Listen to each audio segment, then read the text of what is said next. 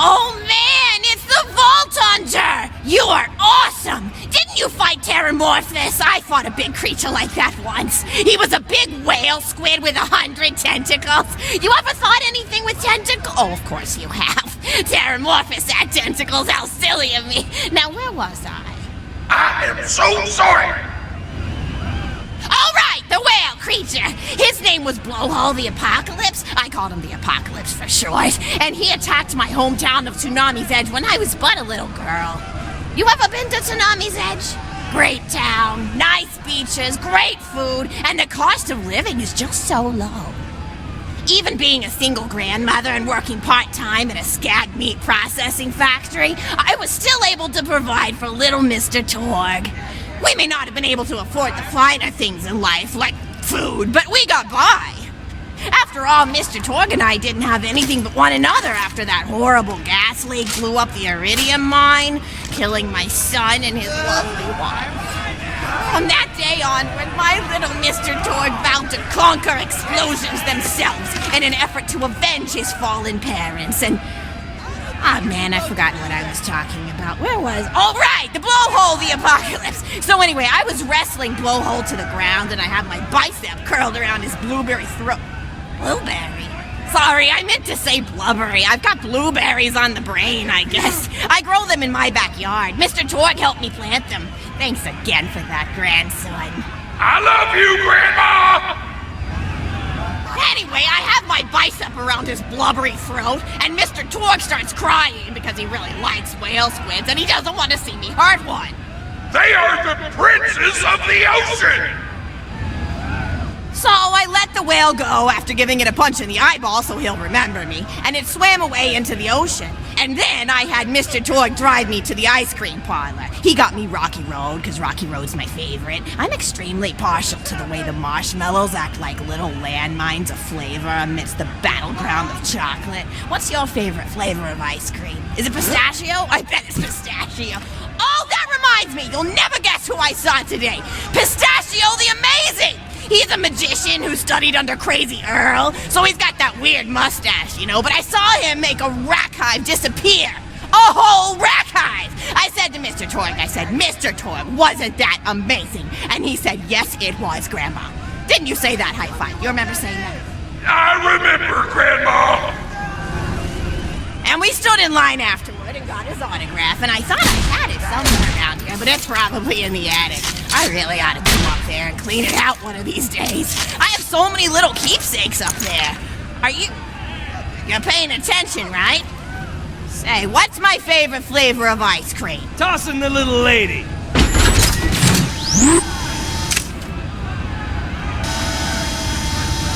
So you are listening, how wonderful. You're an even better listener than my old pet rack, Beasto. Beasto was such a sweetie. You ever had a pet rack? If you can tame them, they are the sweetest pet you'll ever have. He used to just sit on my shoulder and bite chunks of flesh out of my neck to pass the time. I still remember the way he used to tweet. He went, tweet, tweet. It was so cute. I had a conversation with him once. I said, Mr. Beasto. He liked being called Mr. Beasto. It made him feel like an aristocrat. I said, Mr. Beasto, you're looking very cute today. And he said, oh, thank you, that's so nice. Or he tweeted in a way that made me know that's how he felt. And then he lowered his little head like he was taking a bow. It was adorable. Beasto was my third pet. First I had Woody. He got hit by a train. Then I had Anita. Trying to take vengeance on the train that killed Woody. And then I found Beasto making little windmill outside our house. After Mr. Torg and I wrestled her to the ground, I couldn't fly her off a nearby tower tree, got him straight in the spine and brought him down. We brought him in and fed him some skag steaks until he decided he loved us. I still miss Beasto sometimes. He just died of old age. Racks don't live much longer than a few years, but I treasured the time we had together. Oh, poor Mr. Torg. When Beasto died, he cried for a week. The kids made fun of him at school, but I told him not to pay them any mind. Being in touch with your emotions is not a character flaw! That's right, High Five. Is something wrong? You look confused, Vault Hunter. Oh, you probably haven't heard anyone call Mr. Torg High Five before. The world may know him as Mr. Torg, but the Flexingtons always refer to him using his middle name. It's a Flexington family tradition, after all, to use your grandfather or grandmother's name as your own middle name. And my husband, Hi-Fi Flexington, God rest his soul, was the best grandfather Mr. Torg could have asked for before he passed. He taught Mr. Torg dang near everything he knew about firearms. Without Hi-Fi's teachings, I don't think the Torg Corporation would exist at all. Gosh, I still remember the first gun Mr. Torg tried to make after his parents died.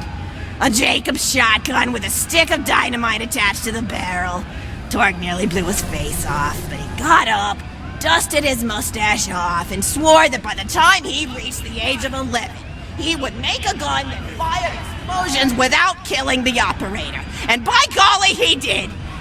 It took a couple of dozen prototypes before he got the right combination of gun parts and explosives right, but once he did, woo-wee!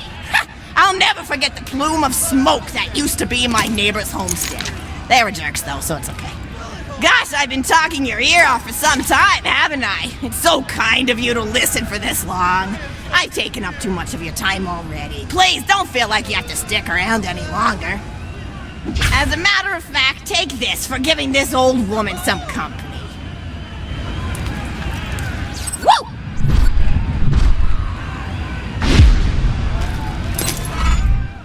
You're even more attractive than Mr. Torg said you were. I've got another story for you, but I'd like to tell it to all of your friends at once. An old lady like me has to save her voice, you know. Oh, you still want to talk with me? How incredibly sweet of you. Say, you'll never guess who I saw today. Captain... More of your time, then.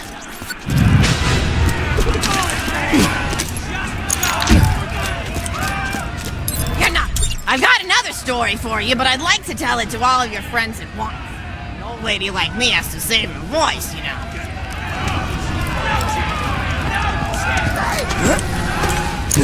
Oh, you still want to talk with me? That'd be sweet of you. Say, you'll never guess who I saw today. Captain Scarlet.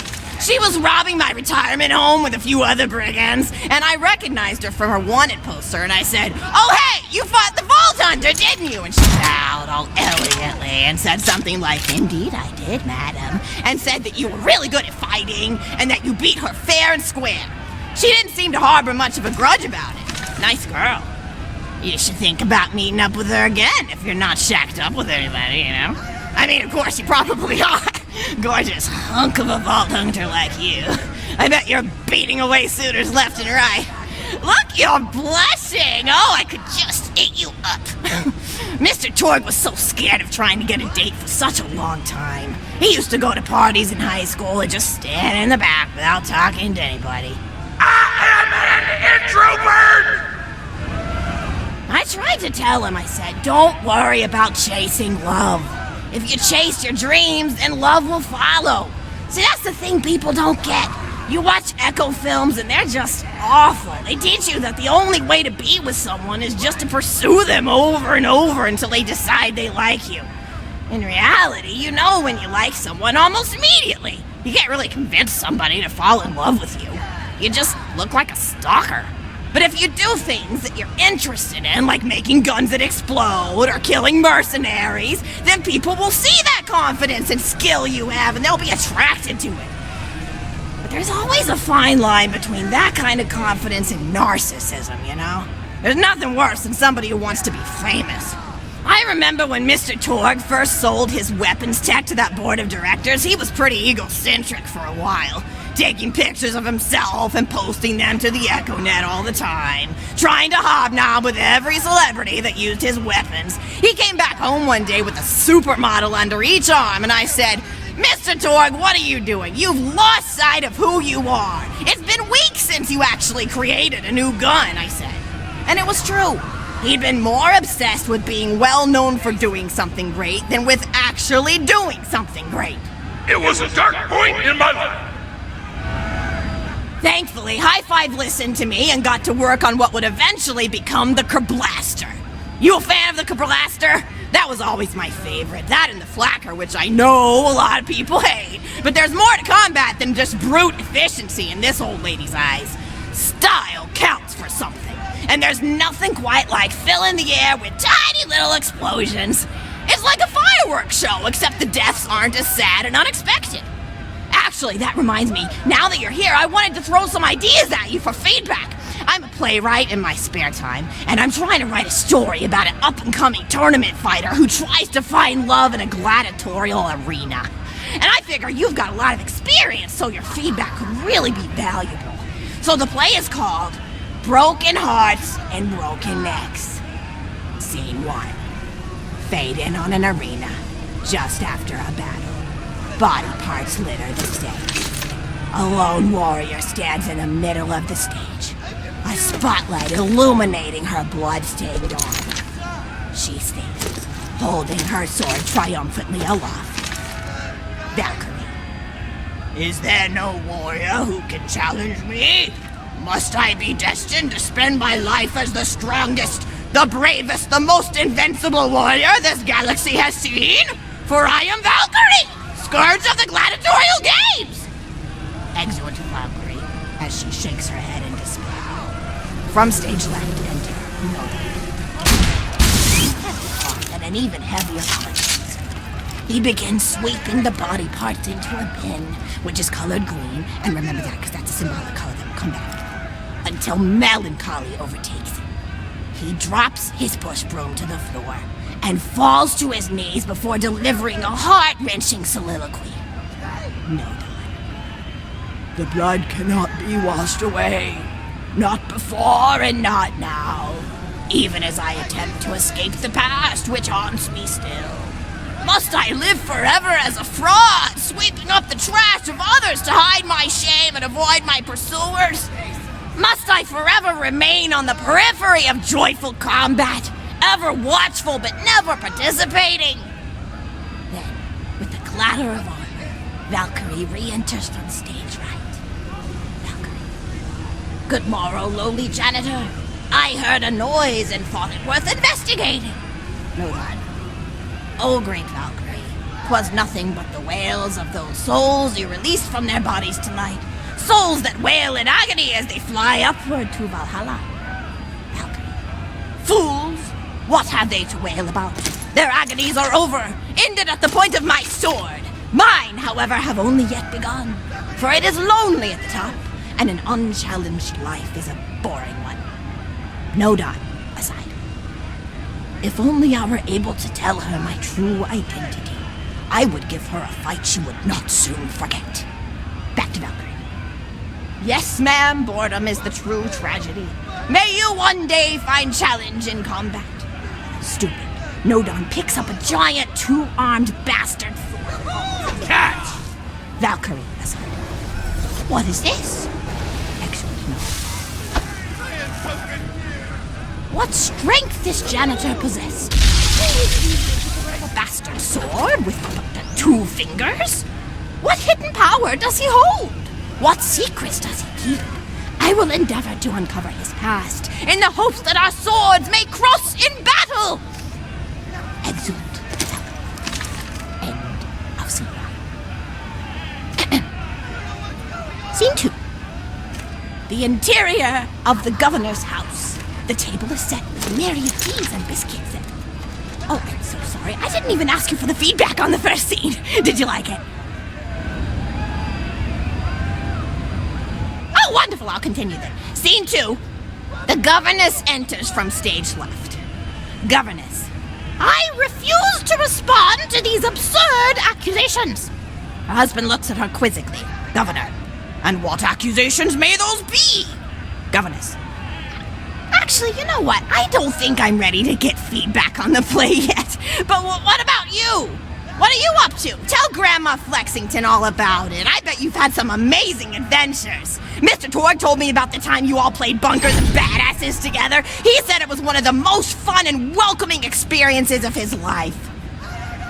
Grandpa! You're embarrassing me! Sorry, sweetie, but really, you and the Vault Hunters are his first real pals. It wasn't easy for Mr. Torg to make friends at school when he had facial hair at age 8, pecs at 8.5, and dead parents by age 9. People found him intimidating, but I told him that he should be thankful for the fact that he looks different. anyone who wouldn't be friends with you based on appearance wouldn't be a very good friend anyway. But he really does like hanging out with all of you. Most people these days want Tord to pose for pictures or blow something up by flexing at it. It's not often he gets to sit down and play games with people. Oh, speaking of games, did you play Going Back to the House yet? It's a new echo simulation about exploring a log cabin you lived in when you were a kid. There's no violence or anything. You just walk around looking at cereal boxes and remembering people you made out with. I really like where echo sims have gone in the past few years, don't you? There seem to be a lot more of them with interesting things to do beyond shooting people, and the writing has gotten so tight and concise. For instance, did you ever play The Samurai's Marker? The whole game's story was delivered through haiku.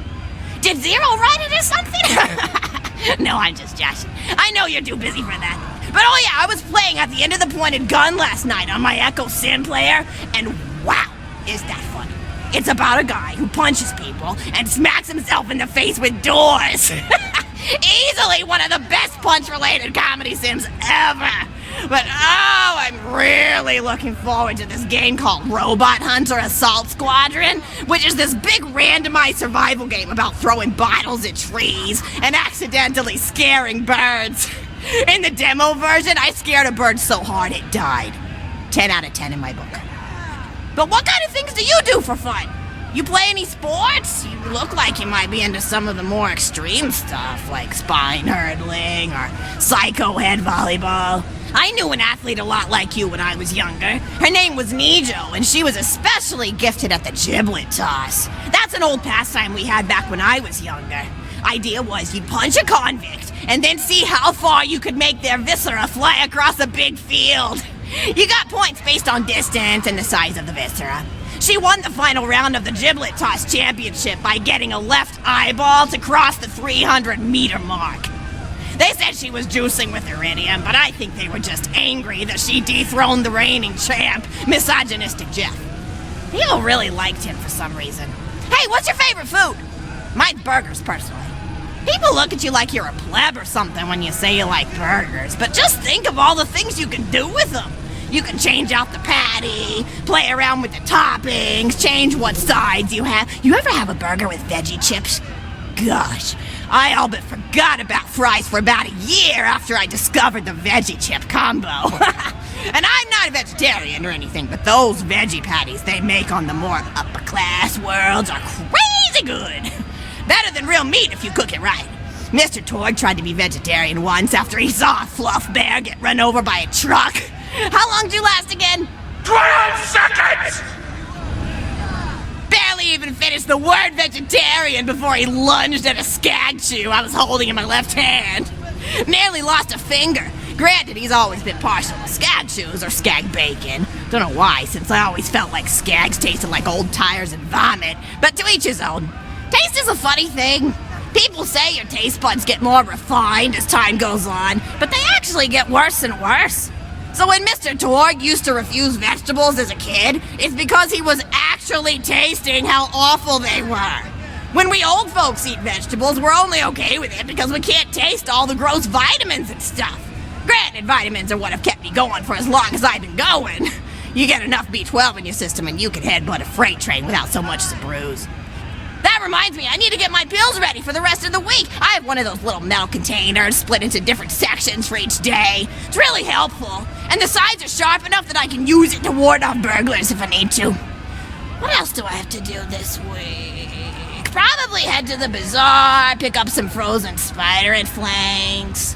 Gotta bring my coat, though, because it gets kind of chilly in the freezer section. What else do I need? I need Schwartzman's candy drops. Gosh, those are delicious. They're so smooth and sweet. Just thinking about them, I could go for one right now, couldn't you? Do you think you could go find me one?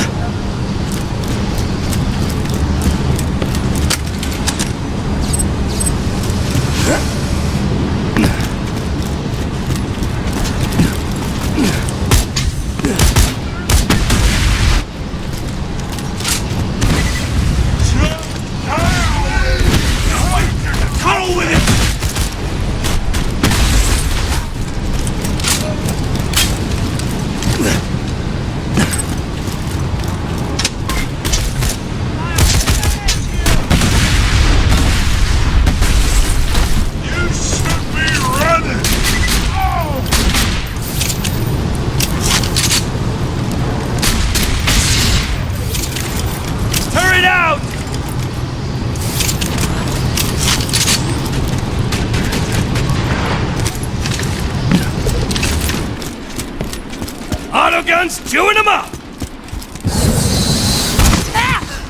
Cool story, bro.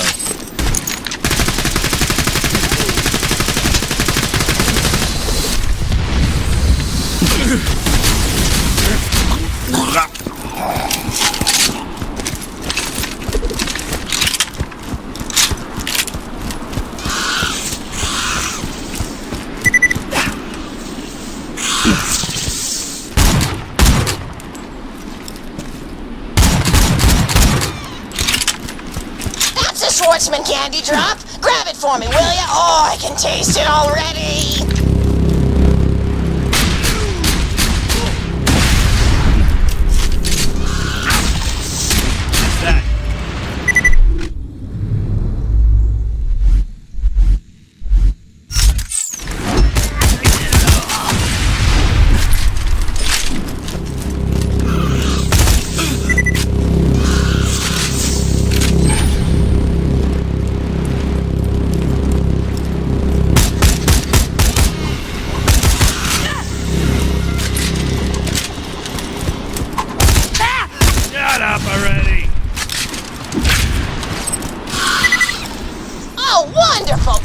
Here and I'll finish my story.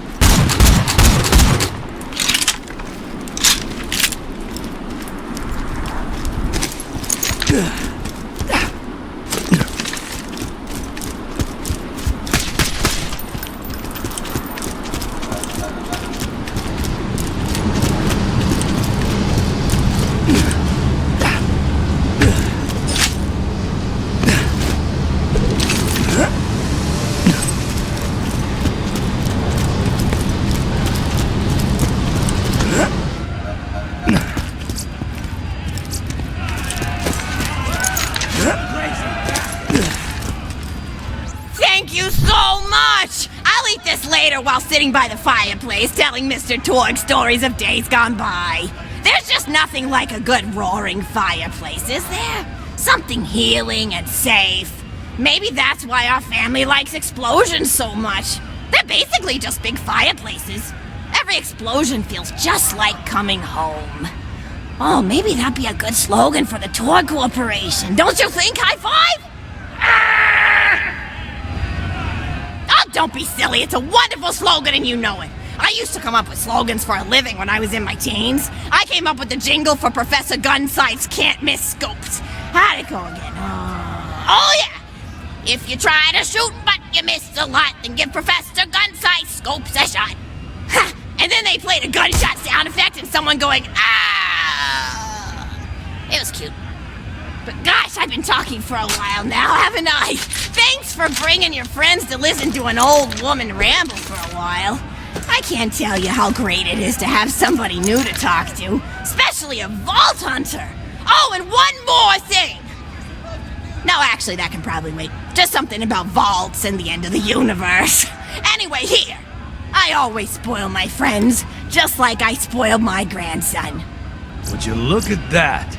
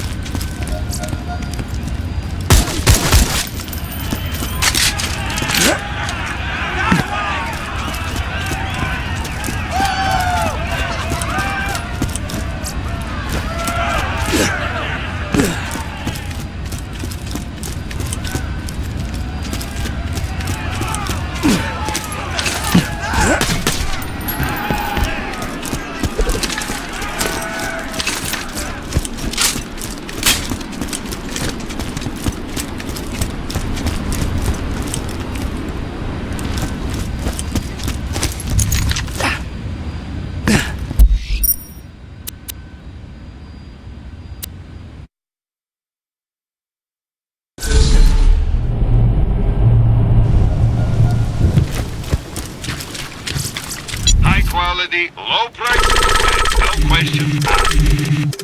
You're my millionth customer. Don't let it go to your head.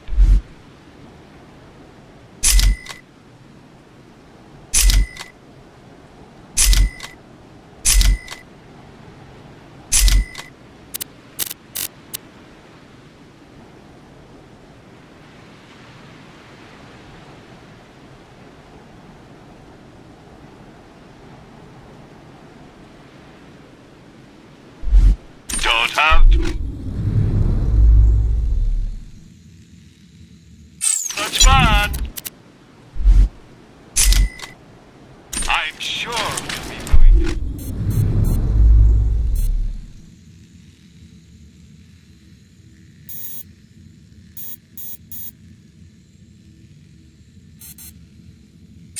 Good enough.